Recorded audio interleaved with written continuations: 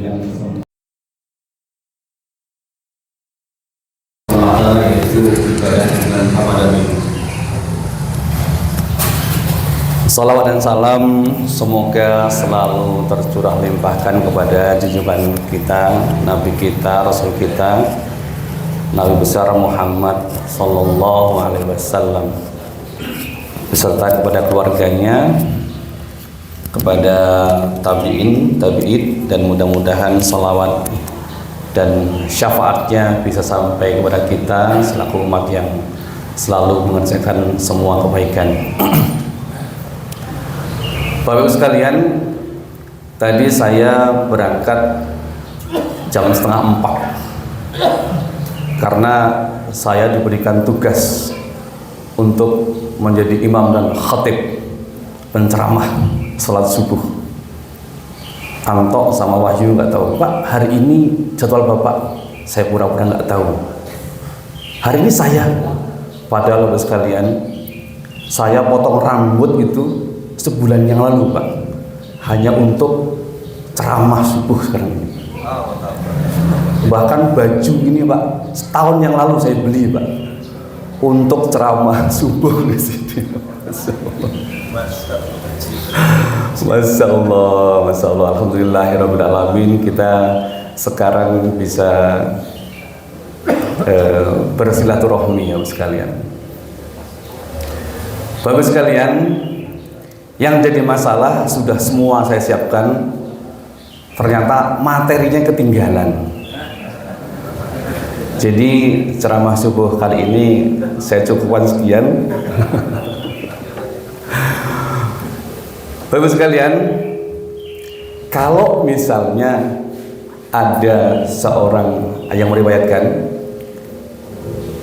jika ada orang yang meninggal kemudian dia diberikan kesempatan untuk dibangkitkan kembali, maka dia itu minta dibangkitkan itu di bulan Ramadan, Bapak sekalian. Karena apa? Semua sudah dibuka bahwa bulan Ramadan itu adalah bulan emas.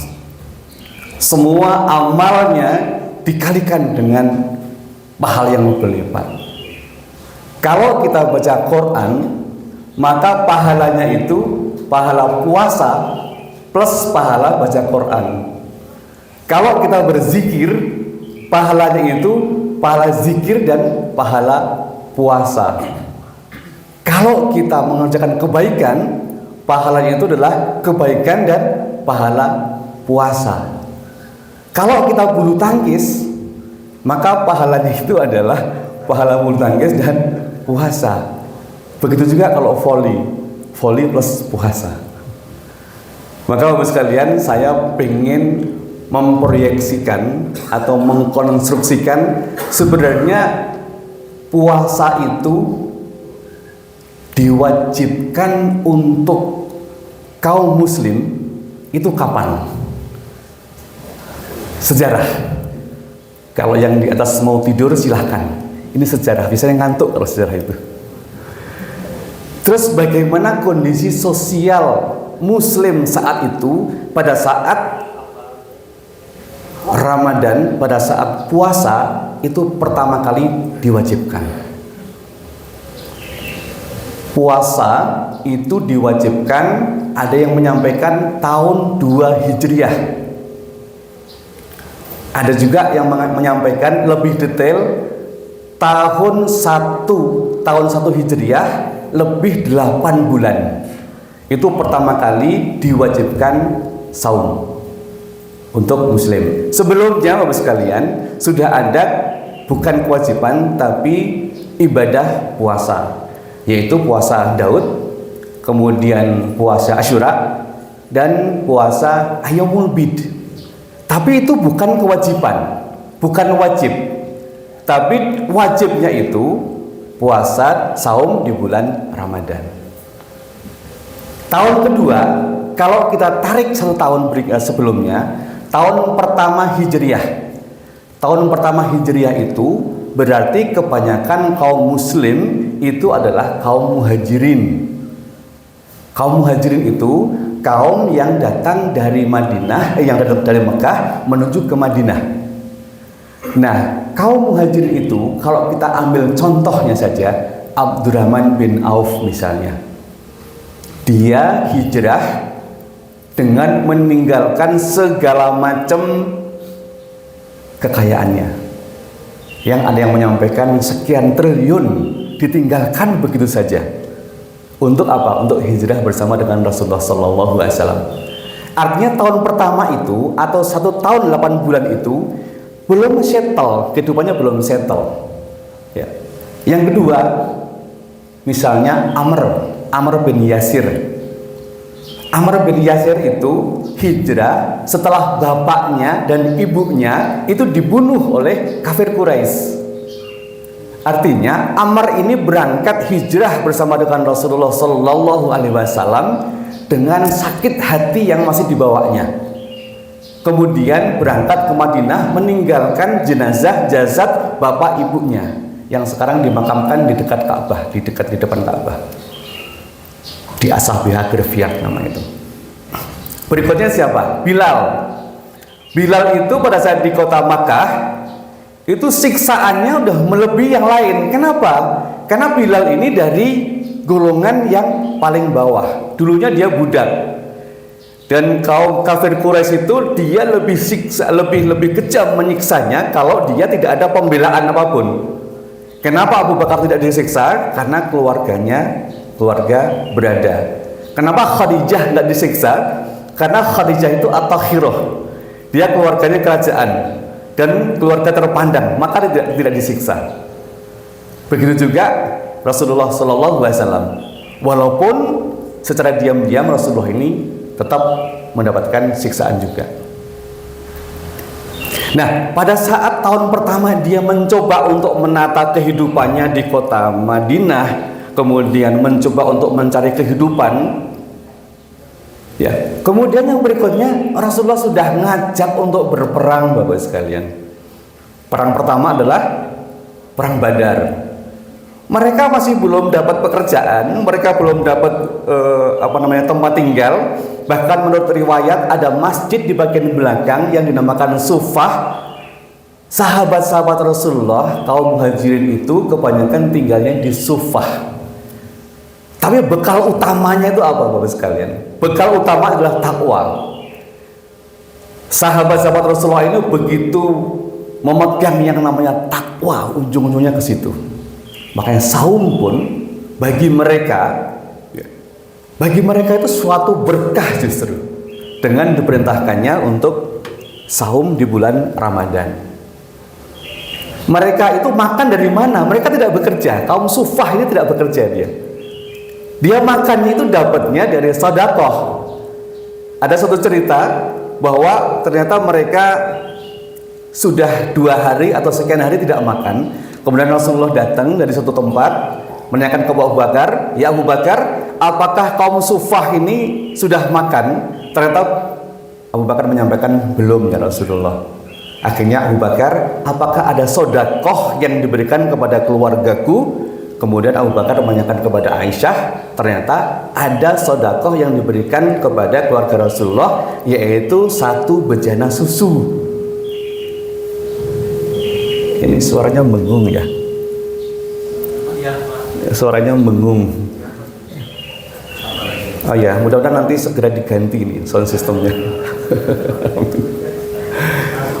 Nah, 1 bejana susu itu diberikan untuk 70 atau 80 sahabat Rasulullah yang berada di Sufah. Dan ternyata susu yang hanya 1 bejana itu disuruh minum untuk semua sahabat-sahabat Rasulullah yang tinggal di Sufah. Dan ternyata cukup untuk memenuhi kebutuhan itu. Itulah cara makannya mereka. Kenapa? Mereka sudah terbiasa dengan perut yang lapar. Nah, kebiasaan perut yang lapar ini pada saat diberikan perintah wajib melaksanakan saum, justru yang ada apa?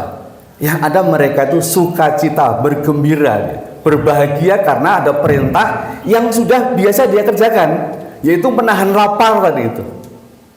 Akhirnya mereka itu begitu mensyukuri turunnya ayat Al-Quran Al-Baqarah, perintah untuk mengerjakan saum.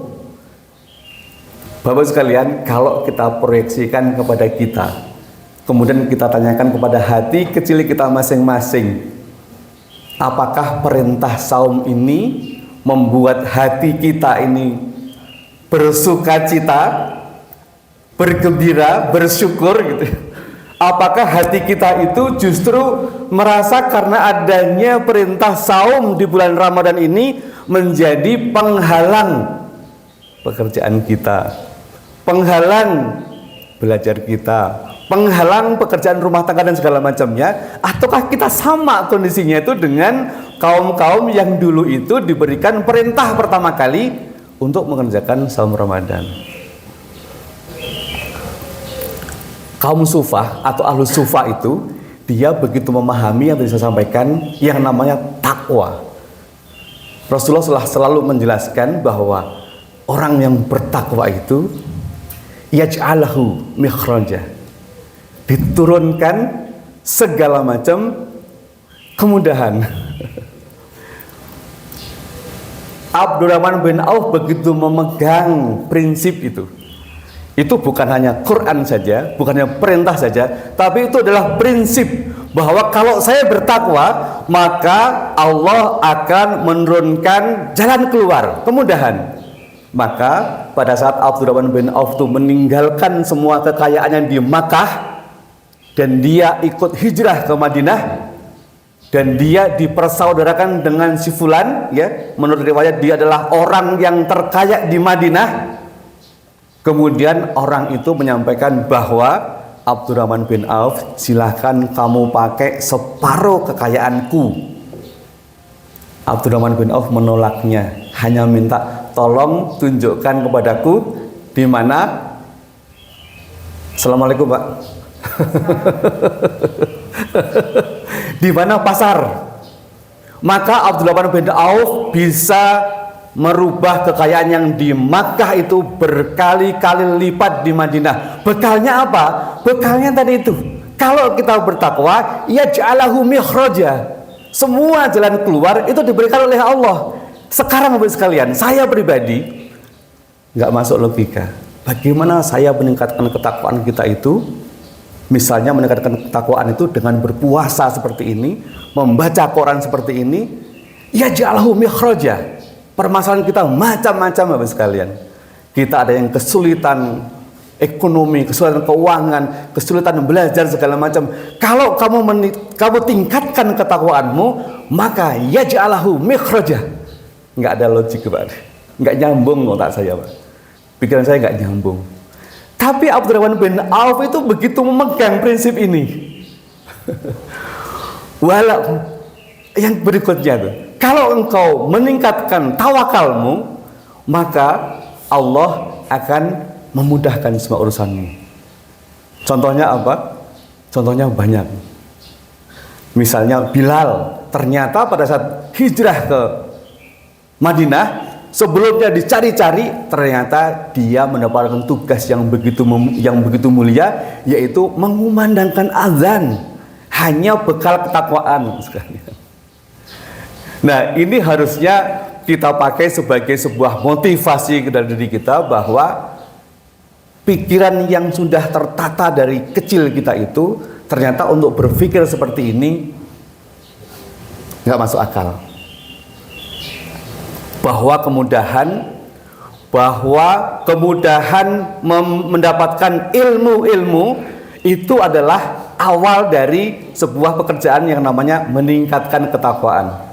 Al-Baqarah juga menyampaikan juga bahwa jika engkau bertakwa, maka Allah yang akan memberikan pengajaran, katanya begitu. Artinya pada saat kita tingkatkan ketakwaan kita, maka Allah akan memudahkan kita untuk belajar. Kalau kita belajar agama, maka kita akan mendapatkan hidayah, petunjuk. Kalau kita mendapatkan petunjuk, maka ketakwaan kita akan naik lagi.